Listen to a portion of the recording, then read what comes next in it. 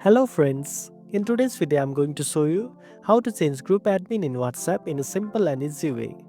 First of all, open WhatsApp and go to the group where you are already an admin. You must be a current admin of the group in order to assign someone else as an admin.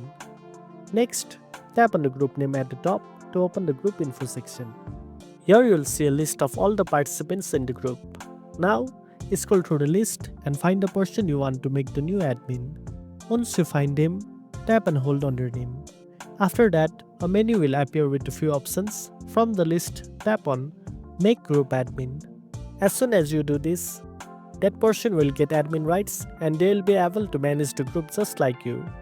And that's it. Now you know how to change group admin in WhatsApp.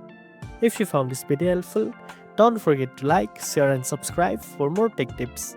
And make sure to tap the notification bell so you never miss an update. Thanks for watching and I'll see you in the next one.